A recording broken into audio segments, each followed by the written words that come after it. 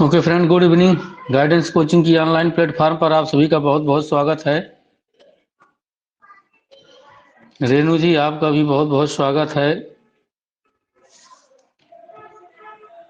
Good evening Richa ji, good evening. Good evening Priyanka ji, Rinki ji, आप सभी को गुड इवनिंग। मेरी आवाज़ आप सब तक पहुंच रही है?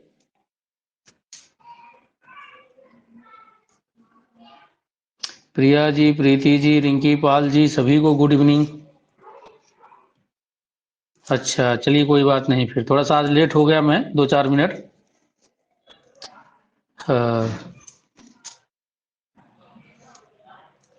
ओके। तो कल का टेस्ट कैसा रहा आप सभी का? अब की बार तो आपका मूल्यांकन, आपकी रैंकिंग स्वयं आपकी स्क्रीन पर आ गई होगी टेस्ट की।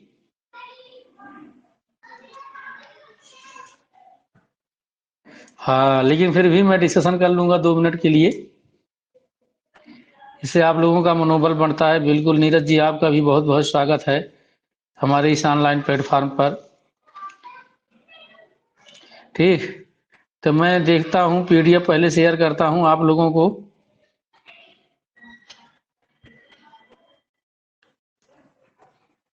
ये ऐप की तब्दीली है, ऐप ने चेंज हुआ है जो, उसके कारण इस तरह से हुआ। पहले दूसरी तरह से डाउनलोड होता था, अब पूरी रैंक वाइज आ रहा है आप लोगों का।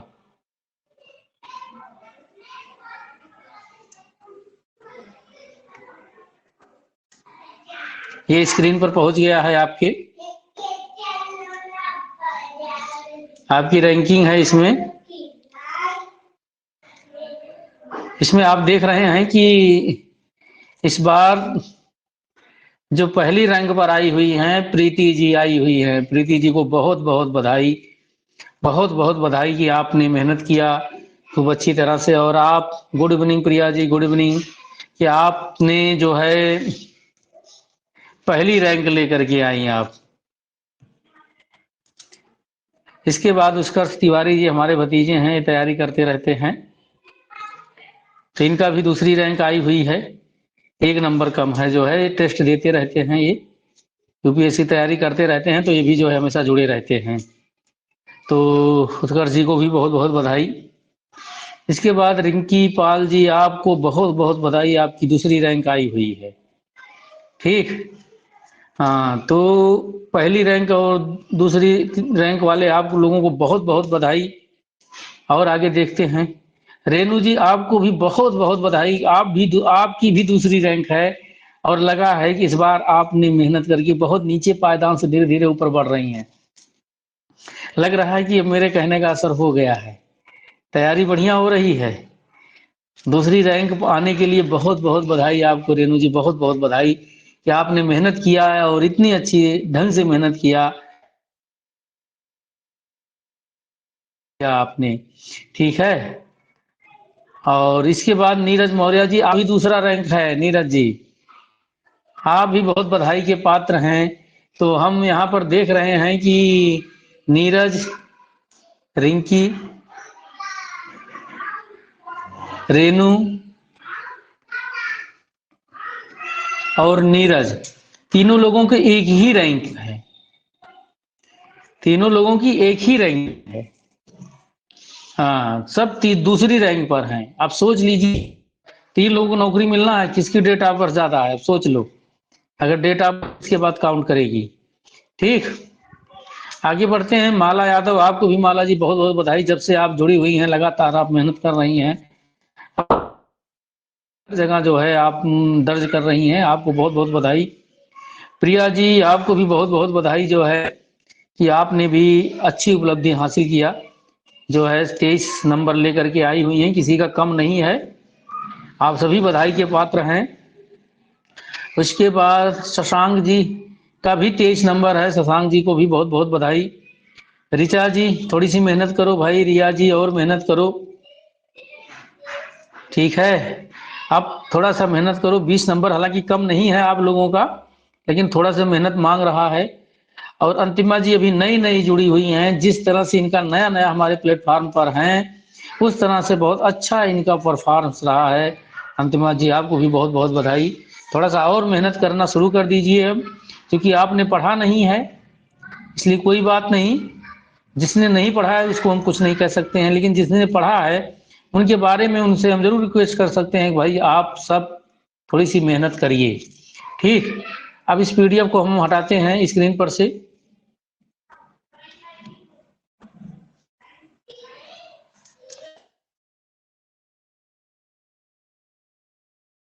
क्वेश्चन पर थोड़ा चर्चा कर ले, कहिए, उसके बाद सिलेबस आ जाएंगे। क्वेश्चन पर चर्चा करने का फायदा ये होता है कि आप लोग लर्न हो जाएगा। मेरे बस मैं पीओ भेज रहा हूँ, आज ज्यादा समय नहीं लगेगा, बस 10 से 15 मिनट के अंदर में आपकी बहुत मेहनत करते हैं, पीडीएफ हमको उपलब्ध कराते हैं। अगर वो पीडीएफ उपलब्ध करा रहे हैं तो हम लोगों को उस पर पीडीएफ दिया है। ठीक, हमेशा जो है का दिमाग लगा हुआ कैसे प्लेटफॉर्म को अच्छी जगह पर लेकर पहुंचा जाए, कैसे क्या किया जाए, जो है क्या प्रयास चल रहा है शशांक जी का।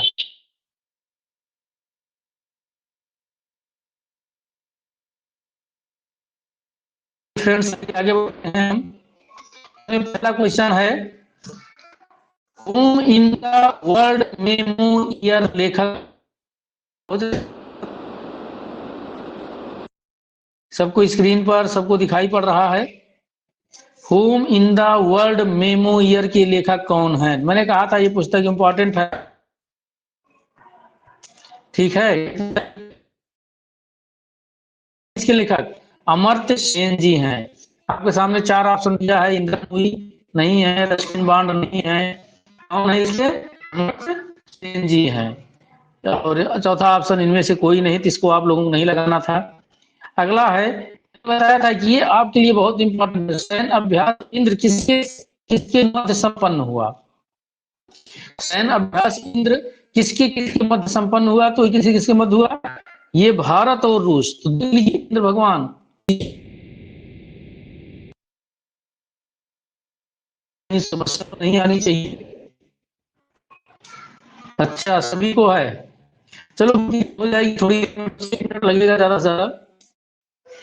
नेटवर्क इशू है, बिल्कुल प्रिया जी, नेटवर्क इशू है, नेटवर्क।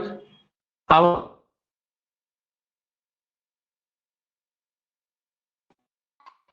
अभ्यास इंद्र किसी संपन्न हुआ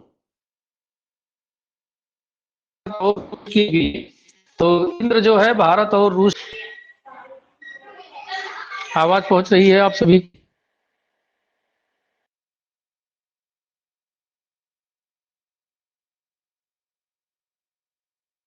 आप लोगों ने बताया निपुण का फुल फॉर्म भी आपको जाता है जी?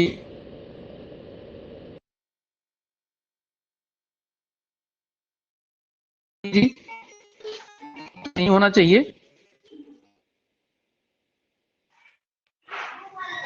वॉइस तो सही चल रही होगी।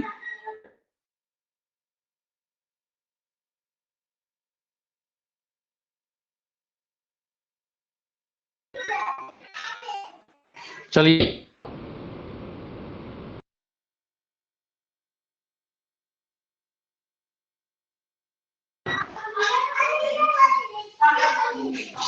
निपुण अभियान जो है बच्चों में मूलभूत साक्षरता गणना कौशल के विकास हेतु अभियान है। किससे है? बच्चों में मूलभूत साक्षरता गणना कौशल के विकास हेतु अभियान है निपुण अभियान। ठीक, आगे बढ़ते हैं अगले पेज पर। इसमें है, अमेरिका ने भारत में किसे राजदूत नियुक्त किया? किसी नहीं है ये है किसे किसे राजदूत नियुक्त किया? हाँ बिल्कुल, वॉइस सही हो गई होगी।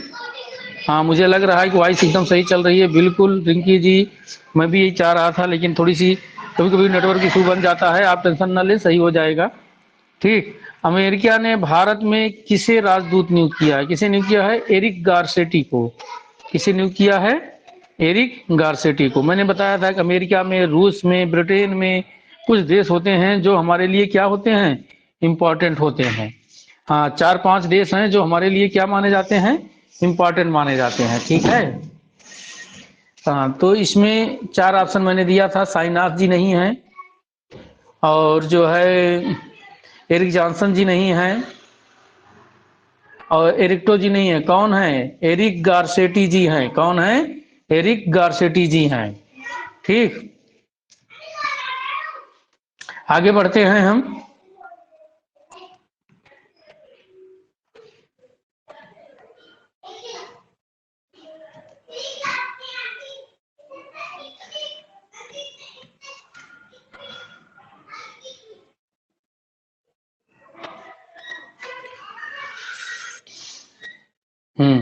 अगला प्रश्न है आई फॉर ऑल का संबंध। तो मैंने कहा था कि ये इंपॉर्टेंट है आप लोगों के लिए। क्या है? इंपॉर्टेंट है आई फॉर ऑल।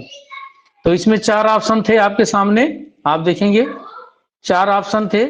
एक था कंप्यूटर के ज्ञान से, ये नहीं होगा कंप्यूटर के ज्ञान से। मोबाइल के ज्ञान से, ये भी नहीं होगा। मोबाइल के ज्ञान से भी नहीं होगा।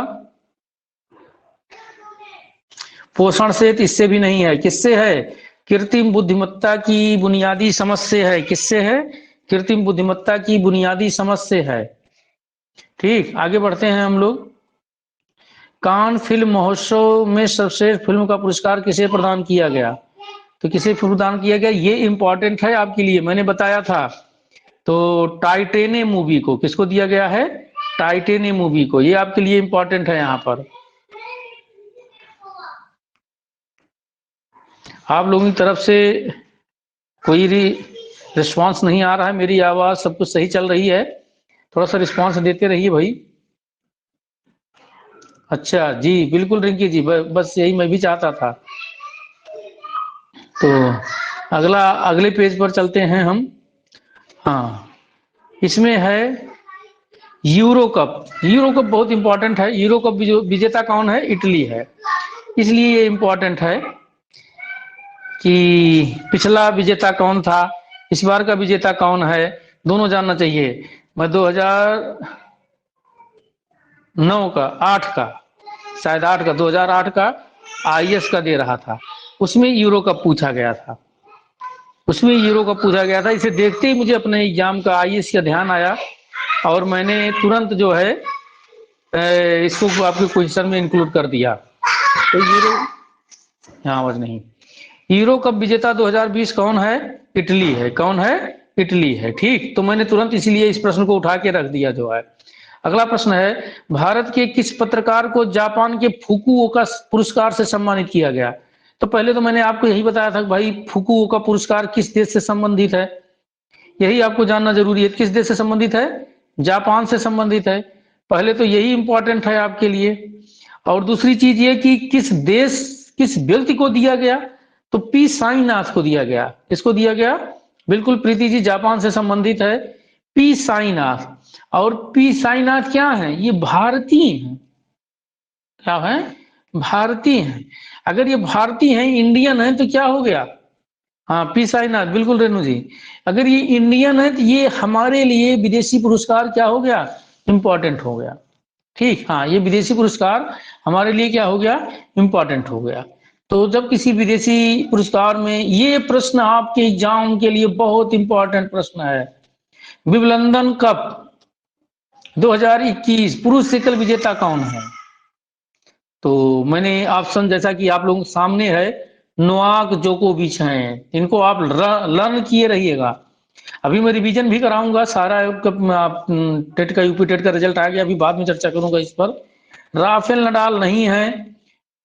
हाँ, माते बेरटनी, ये क्या है? ये उप विजेता है। ये क्या है? ये उप विजेता है। तो दोनों को मैंने आपको एग्जाम जो है बेरटनी जो है, ये क्या है? उप विजेता हैं। दोनों को मैंने ऑप्शन में रखा था जिससे आपका दोनों लर्न हो जाए। हाँ, माते बेरेटनी ये उप विजेता हैं। नोवाक जोकोविच विजेता हैं विम्बलडन कप 2021। इस पर काफी चर्चा किया था मैंने जब आपको पढ़ा रहा था। तो ये प्रश्न हो गया। अब आगे बढ़ते हैं हम। थोड़ा डिस्कशन करने से क्या होता है कि लर्न हो जाता है, इसीलिए मैं करता हूँ। कोपा अमेरिका 2021 किसने जीता? ये भी आपके लिए इंपॉर्टेंट है खेल। कौन है? अर्जेंटीना ने जीता। किसने जीता? अर्जेंटीना ने जीता। ठीक, जर्मनी नहीं है, स्पेन नहीं है, इटली नहीं है। ठीक, आगे बढ़ते हैं हम। विम्बलडन कप 2021 महिला एकल विजेता कौन है? मैंने बताया था एशले बार्टी हैं। कौन है? Ashleigh Barty. और उप विजेता कौन है? कैरोलिना है। उप विजेता कौन है? कैरोलिना। मैंने दोनों का नाम रख दिया, ठीक, जिससे आपको दोनों लर्न हो जाए। हालांकि आपके एग्जाम में इसलिए पार्टी ही पूछी जाएंगी, ठीक है। हाँ, ये कैरोलिना नहीं पूछी जाएंगी, लेकिन मैंने जानबूझकर दोनों रख दिया। और वीनस विलियम्स, सेरेना विलियम दोनों सगी बहनें हैं जो कि यूएसए से हैं और बैडमिंटन खिलाड़ी हैं, इनको आप जानते रहिएगा। टेनिस खिलाड़ी है, सॉरी, ये टेनिस खिलाड़ी हैं, यूएसए से हैं। इनको आप लोग लर्न किए रहिएगा जो है, ठीक। हाँ, तो इनको आप जानते रहिएगा। आगे बढ़ते हैं, बाद में कहीं ना कहीं नाम इनको मिलेगा। देखिए, टोक्यो ओलंपिक में सबसे पहला स्वर्ण पदक किस खिलाड़ी ने जीता? टोक्यो ओलंपिक में सबसे पहला स्वर्ण पदक किसने जीता? तो मैंने भारतीय नहीं पूछा, मैंने पूरे टोक्यो ओलंपिक की बात किया। मैंने पूरे टोक्यो ओलंपिक की बात किया तो चाइना ने जीता। बिल्कुल सही कहा आपने, चाइना ने जीता। और किसने जीता? चाइना की कौन सा खिलाड़ी है? मैंने देश नहीं, मैंने खिलाड़ी पूछा था। किस खिलाड़ी ने जीता, यहां पर आप ध्यान देंगे प्रश्न पर, तो आपको क्या हो जाएगा? कियान योंग है। कौन है? कियान योंग है। और जैसा कि रिंकी जी ने बताया, रेणु जी आपका गलत हो गया था, कोई बात नहीं, अब तो आपके सामने सारा जो है, हाँ, रिकॉर्ड आ जाता होगा स्क्रीन पर। कोई बात नहीं, गलत हो गया था। मुझे पता है किसका किसका गलत हुआ था, मैंने सबका चेक करता हूं मैं एक बार। हाँ, मैं सबका चेक करता हूँ प्रीति जी, मेरा भी, आपका भी, सबका। अच्छा, चूंकि ये स्मरणीय तथ्य में था, किसी का आप लोगों को गलत ना होता, क्योंकि ये स्मरणीय तथ्य में था, तो आप लोगों को पढ़ाया नहीं गया रहा होगा, हो सकता है कि ना पढ़ाया गया हो स्मरणीय तथ्य में, ठीक। हाँ, वहां पर स्पेशल अलग से दिया गया था, तो इसीलिए हो सकता है कि गलत हुआ हो, ठीक है। बाकी आप लोगों को गलत ना होता, आप लोग तो पूरा रट लेते हो जिस जो टेस्ट का नाम सुनते ही। तो मीराबाई चानू कियान योंग थे, इनसे प्रश्न बना था ये, आप लोग लर्न कर लेना इन्हें, क्योंकि इंपॉर्टेंट प्रश्न है, आ सकता है परीक्षा में, ठीक। आगे बढ़ते हैं हम।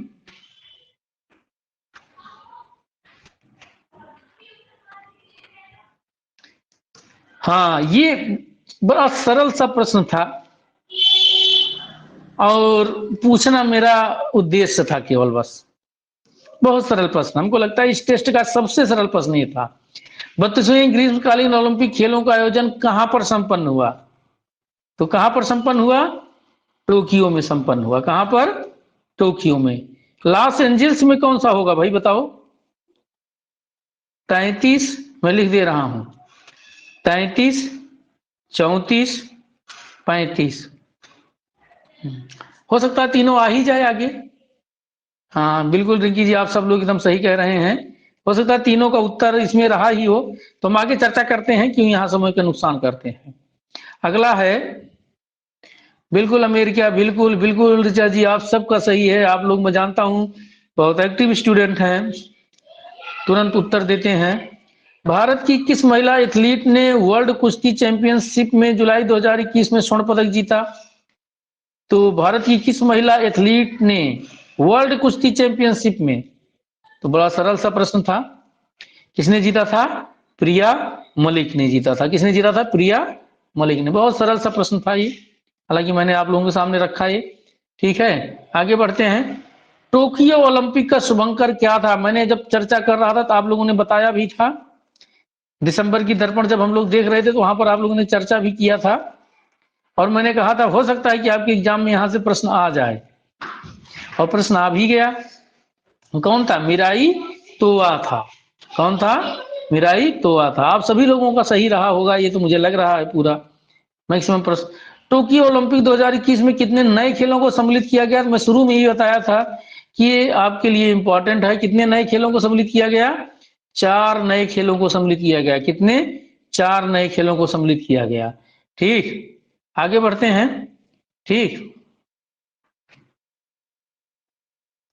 टोक्यो ओलंपिक 2021 का आयोजन कब से कब तक संपन्न हुआ? ये प्रश्न पीसीएस में, आईएएस में अक्सर पूछ लिया जाता है इस तरह से। हालांकि थोड़ा सा ऊपर का स्टेटस था आप लोगों के, लेकिन हमने कहा पूछ लेते हैं, क्या बात है, मैंने तो पढ़ाया ही है आपको। तो 23 जुलाई से 8 अगस्त के बीच हुआ था। कब से कब तक हुआ था? 23 जुलाई से 8 अगस्त के बीच हुआ था, ठीक। आगे बढ़ते हैं।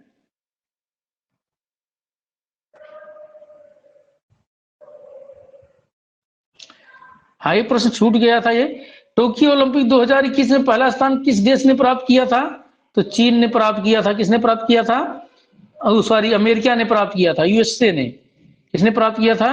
यूएसए ने। कुल कितने पदक थे कुल इसका भाई? अमेरिका की। हाँ, मैं स्वर्ण तीनों को जोड़ करके पूछ रहा हूं। 133, 113, मैं भी कंफ्यूज हो गया। अब आप लोग ही बताओगे। हाँ, अब आप लोग ही बताओगे भाई। मैं आगे बढ़ रहा हूँ, कंफ्यूज हो गया।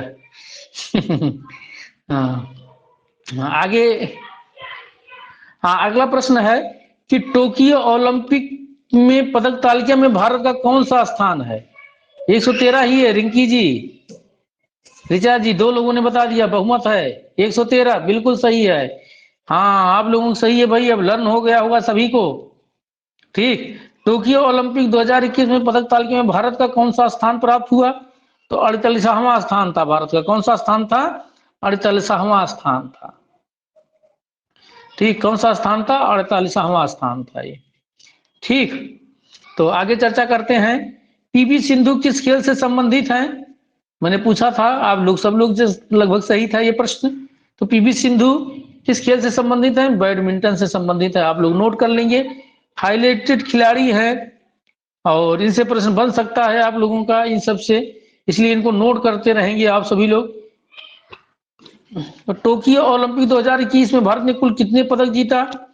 तो 2 स्वर्ण, 1 रजत, कांस्य पदक, 4 कांस्य। गलत है, 2 स्वर्ण नहीं जीता था। कितना स्वर्ण जीता था? 1 स्वर्ण जीता था, इसलिए गलत। 1 स्वर्ण, 1 रजत, 1 रजत नहीं जीता था। कितने रजत जीता था? 2 रजत जीता था, इसलिए क्या हो गया? गलत हो गया।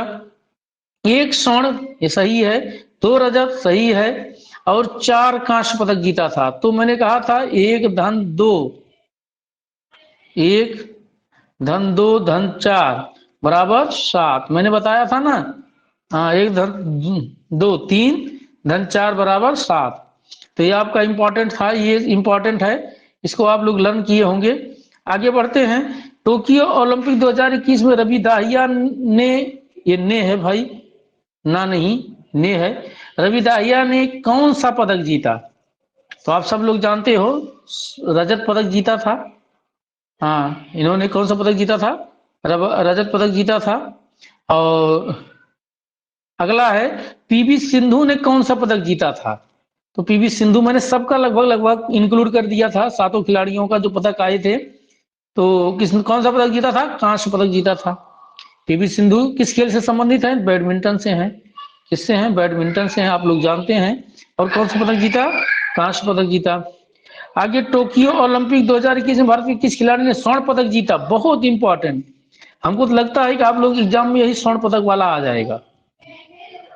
हाँ, यही आपके एग्जाम के लिए सबसे इंपॉर्टेंट बन रहा है। नीरज चोपड़ा कितने मीटर, क्या, इनका सारी आप रिकॉर्ड रखिएगा। नीरज चोपड़ा का यहां से आपके प्रश्न बन सकते हैं। और इनको रवि दाहिया को हम लोगों ने देख ही लिया था। ठीक, आगे बढ़ते हैं।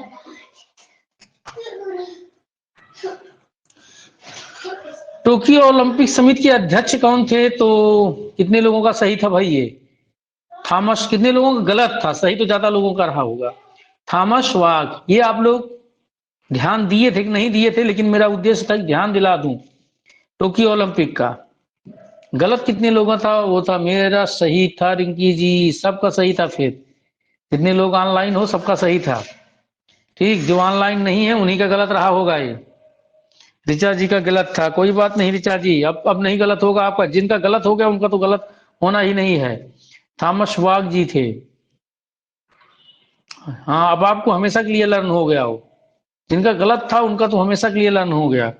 मीराबाई चानू ने टोक्यो ओलंपिक 2021 में कौन सा पदक जीता था? तो रजत पदक जीता था। मीराबाई चानू ने कौन सा पदक जीता था? रजत पदक जीता था। ठीक, हाँ, रजत पदक जीता था, बिल्कुल सही है। सिल्वर, बिल्कुल ऋचा जी आपने एकदम सही बताया।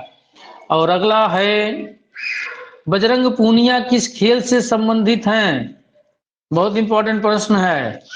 ठीक, मैंने टोक्यो का प्रश्न मैक्सिमम समाहित करने की, जो आपके एग्जाम में आ सकते हैं, बाकी तो बहुत प्रश्न बन रहे थे, लेकिन जो आपके एग्जाम में आने से संबंधित थे मैंने उन पर जो है अपनी पैनी नजर रखी। कुश्ती से संबंधित थे। किससे संबंधित थे? कुश्ती से। तो ये आपके कुछ थे इम्पोर्टेंट, मैं इसको पहले रिकॉर्डिंग बंद करता हूँ, stop. Okay friends, guidance coaching की ऑनलाइन प्लेटफॉर्म पर आप सभी का बहुत बहुत स्वागत है। हम यहाँ पर पढ़ रहे हैं, चर्चा कर रहे हैं हम आपसे करंट अफेयर्स के बारे में। और करंट अफेयर्स में हम चर्चा करेंगे आपसे आज जनवरी की दर्पण की। ठीक, जनवरी की दर्पण के बारे में चर्चा हम आपसे करेंगे आज। इससे पहले हम दिसंबर तक की दर्पण पर चर्चा कर चुके हैं। ठीक, लेकिन इससे पहले आगे बढ़ने से पहले आप लोग हमारे इस यूट्यूब चैनल को लाइक करें, सब्सक्राइब करें, शेयर करें। ज्यादा से ज्यादा भाई बढ़ नहीं रहा है, कुछ लोग एक्टिव हैं इस समय, बढ़ा रहे हैं धीरे धीरे, एक दो बढ़ रहा है, लेकिन एक साथ बढ़ाओ इसको। हाँ, 1000 पहुंचाओ भाई सब, ठीक, तभी वीडियो बन पाएगा। आइए बढ़ते हैं आगे, देखते हैं हम। पहले हम शॉर्ट आउट करेंगे जैसा कि हम पहले करते आए हैं। ठीक, आइए। सीबीआई निदेशक व प्रवर्तन निदेशालय के निदेशकों के कार्यकाल अब 5 वर्ष तक बढ़ाए जा सकेंगे। तो आपको नहीं पढ़ना है इसे, कोई मतलब नहीं है, आपकी इंपॉर्टेंट की चीज नहीं है। ठीक, आगे बढ़ते हैं। गृह सचिव, रक्षा सचिव, विदेश सचिव, आईबी निदेशक व रा के सचिव कार्यकालों में अब 2-2 वर्ष की वृद्धि संभव। तो जानते रहिए वृद्धि संभव है, बाकी आपके एग्जाम में यहाँ से प्रश्न नहीं आएगा। हम आगे बढ़ रहे हैं, इन सब बिंदुओं पर ज्यादा हम चर्चा नहीं करेंगे, सिर्फ महत्वपूर्ण बिंदुओं पर। हाँ, ये पॉइंट आपका सबसे इंपॉर्टेंट पॉइंट आ गया, वेरी वेरी आईएमपी है। अभी हम इस पर आगे चर्चा करेंगे। इंदौर लगातार 5वें वर्ष देश के सबसे स्वच्छ शहर का पुरस्कार स्वच्छ सर्वेक्षण 2021 के अनुसार आया हुआ है। तो ये आपका सबसे इंपॉर्टेंट है। ठीक, आगे बढ़ते हैं, इसमें देखते हैं। अगला है स्कॉर्पियन श्रेणी की चौथी पनडुब्बी। तो हम देखेंगे भाई स्कॉर्पियन श्रेणी क्या। ठीक है, हाँ, अभी इस पर चर्चा करेंगे, थोड़ा सा जानना जरूरी है बस इसमें। धर्म बदलने से किसी की व्यक्ति की जात नहीं बदली, मद्रास उच्च न्यायालय का फैसला। तो अभी हम इस पर थोड़ी चर्चा करेंगे, हालांकि आपके एग्जाम में नहीं आएगा, ये मेंस का क्वेश्चन है, इंटरव्यू का क्वेश्चन है। तो लेकिन थोड़ी चर्चा करेंगे क्योंकि आप लोग हमारे साथ पढ़ रहे हो। 20 मिनट 25 मिनट की क्लास रहेगी हमारी, अभी हमारे पास 20 मिनट का समय है। ठीक, आगे बढ़ते हैं हम, देखते हैं। हिंदू धर्म त्याग कर ईसाई बने देव सहायम पिल्लई के निधन के 200। हाँ, तो इनको बस यही जानना है कि इसे संत का दर्जा दिया गया, बस यही इतना आपके लिए इंपॉर्टेंट है। आगे बढ़ते हैं। हबीबगंज रेलवे स्टेशन का नाम अब रानी कमलामती स्टेशन। कोई मतलब नहीं है आपके लिए।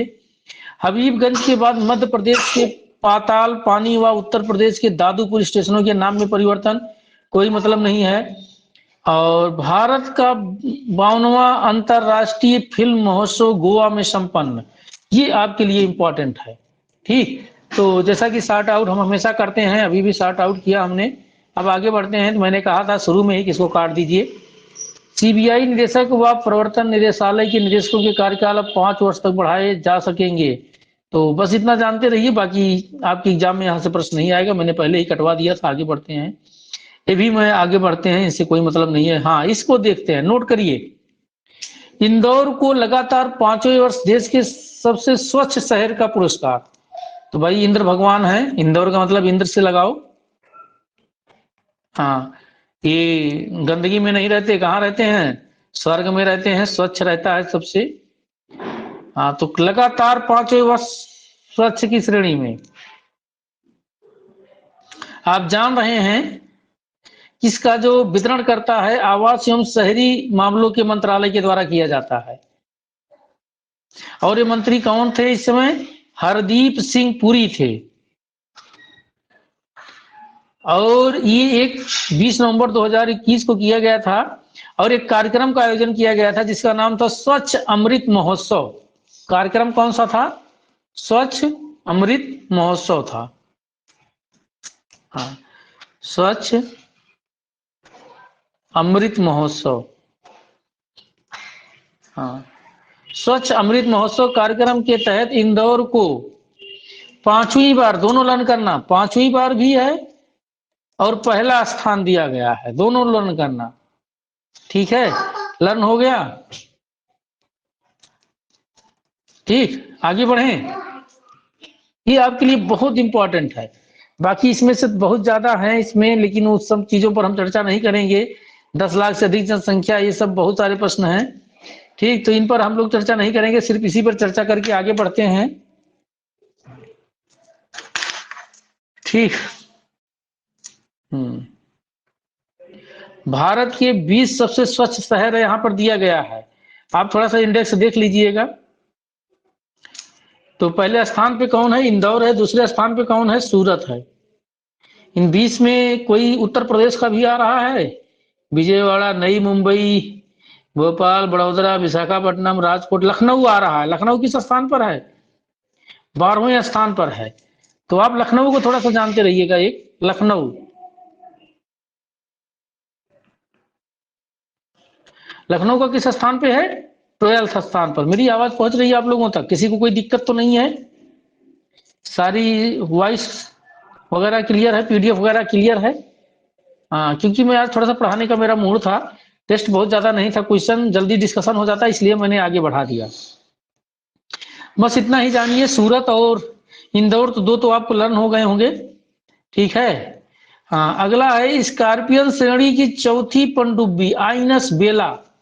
तो पहले तो आप ये जानिए कि आईएनएस बेला क्या है। हाँ, नोट करिए आईएनएस बेला।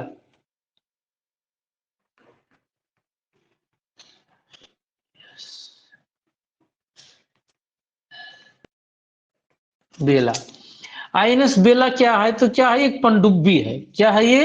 एक पनडुब्बी है। और किस श्रेणी की है? स्कॉर्पियन श्रेणी। स्कॉर्पियन एक मछली है जो समुद्रों में बनाई जाती है, उसी के आधार पर बड़ी ही तीव्र मारक वाली मछली होती है, बड़ी ही तेज होती है, इसी के नाम पर इसको रखा गया है। ठीक, बहुत ही विध्वंसक है और चौथी है ये। तो बस आप इतना जानते रहिए कि आईएनएस बेला क्या है? एक पनडुब्बी है।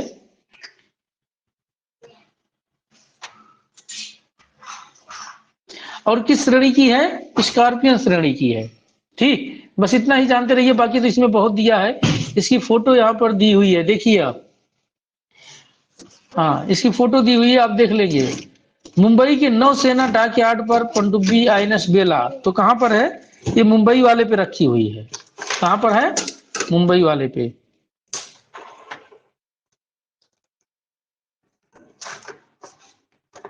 ठीक, आगे बढ़े। अगला जो पॉइंट है, धर्म बदलने से किसी व्यक्ति की जाति नहीं बदलती। तो ये मद्रास न्यायालय का फैसला है। तो ये प्रश्न पूछा जा सकता है, किस उच्च न्यायालय का फैसला आया था कि धर्म बदलने से किसी की व्यक्ति की जात नहीं बदलती। जैसे कोई ईसाई धर्म में है, जनरल है, अगर वो हिंदू धर्म में आ गया तो किसी अक्सर ऐसा हो रहा था इस समय रिजर्वेशन का लाभ उठाने के लिए धर्म या इस तरह की जात क्या बदल दिया जाता था। तो अब इसको कहां से चलने लगा? माँ के जो है जात से चलने लगा। जनरल में है तो जनरल में ही रहेगा। हाँ, तो जात नहीं बदलेगी जो है। ये किस उच्च न्यायालय का फैसला? काफी ज्यादा इसमें फ्रॉड होने लगा था। ठीक, तो इसी कारण जो है, हालांकि आपके एग्जाम की विषय नहीं है ये इंटरव्यू के लिए बहुत ही इंपॉर्टेंट टॉपिक है, इसलिए मैं हल्का से बस केवल चर्चा किया हूं, इस पर आगे बढ़ता हूं। बस आप इतना जानते रहिएगा किसने दिया है इस पर जजमेंट, निर्णय किसने दिया है? तो मद्रास उच्च न्यायालय ने दिया है। बाकी जो पढ़ना चाहते हैं पीडीएफ इसकी मैं उपलब्ध करा दूंगा, पढ़ लेंगे पूरा। देखिए यहाँ पर है अनुसूचित जाति क्या था और जिसने बाद में ईसाई धर्म अपनाकर, तो काफी लंबी कहानी है, आप इसको देख लीजिएगा जो है। ठीक है, हाँ, आपके एग्जाम की दृष्टि से बहुत इंपॉर्टेंट नहीं है ये। हिंदू धर्म त्याग कर ईसाई बने देव सहायम पिल्लई को के निधन के 270 वर्ष बाद संत का दर्जा दिया गया। तो वेटिकन सिटी में ईसाई धर्म में संत का दर्जा दिया जाता है, सबसे बड़ा दर्जा होता है। जो भी व्यक्ति पा जाता है वो धन्य हो जाता है उसका जीवन। तो ये किसको दिया गया? बस अभी आप जानिए कि किसको हाल ही में संत का दर्जा दिया गया है। रोमन कैथोलिक चर्च ने हाल ही में किस व्यक्ति को संत का दर्जा दिया? किसको दिया? देव सहायम पिल्लई। देव सहायम पिल्लई को दिया। देव सहायम पिल्लई को दिया। और उनकी मृत्यु के कितने दिन बाद मिला उन्हें संत का दर्जा? 270 वर्ष बाद। कहां पर कितने वर्ष बाद मिला है? 270 70 वर्ष बाद मिला। तो इतना आपको नहीं जानना है, बस ये जानना है कि किसे संत का दर्जा दिया गया। तो ये सब प्रश्न है जो पीसीएस में पूछे जाते हैं। तो जो प्रश्न पीसीएस में पूछे जाते हैं उसे मैं थोड़ा सा इंपॉर्टेंट मान करके आप लोगों के सामने भी उन्हें रखने की कोशिश करता हूं, और फिर आपके एग्जाम में सारे प्रश्न फंस जाते हैं। ठीक, तो आप बस इतना ही लर्न करिएगा। ठीक है, देव सहायम पिल्लई को जो है संत का दर्जा दिया गया है। भारतीय मूल के थे, ये हिंदू थे, इन्होंने जो है ईसाई धर्म को स्वीकार कर लिया था। इन्होंने किस धर्म को स्वीकार कर लिया था? ईसाई धर्म को स्वीकार कर लिया था। ठीक, तो आप जो हैं इसे नोट कर लेंगे, बस यही इतना। आगे बढ़ते हैं। हबीबगंज रेलवे स्टेशन का नाम अब रानी कमलापति स्टेशन। तो कोई मतलब नहीं, ये सब आपके एग्जाम के प्रश्न नहीं है, ये सब फालतू के प्रश्न हैं जो हैं करंट में तो सारे आ ही जाते हैं। हबीबगंज के बाद मध्य प्रदेश के पाताल पानी व उत्तर प्रदेश के दादूपुर स्टेशनों के नामों में परिवर्तन। ये भी बहुत इंपॉर्टेंट नहीं है आपका, मैंने पहले ही बताया। उत्तर प्रदेश के दादूपुर वाला चाहे लर्न कर लेना कि उत्तर प्रदेश के दादूपुर स्टेशन के नाम में परिवर्तन। अब जान लीजिएगा क्या हुआ है इसका।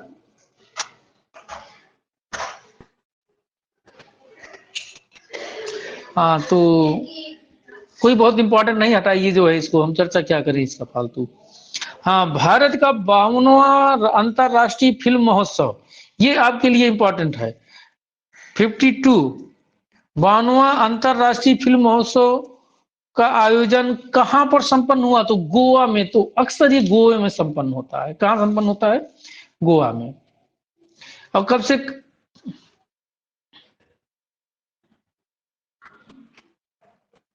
ठीक है, अक्सर ये गोवा में ही होता है। कब से कब तक हुआ था? तो आप देखेंगे कि 20 से 28 नवंबर। कब से? 20 से 28 नवंबर के बीच में हुआ था। ठीक, बाकी कौन सी फिल्म थी अभी तक कभी कहीं पूछा नहीं गया है, न पूछे जाने की संभावना है। ठीक है, तो हमें नहीं लगता कि कहीं पर ये पूछा जाएगा। ठीक, हाँ, कहीं पर ये प्रश्न आपका आएगा नहीं जो है। तो आप लोग परेशान मत होइए, इससे ज्यादा इसको जानने की जरूरत नहीं है। आगे बढ़ते हैं।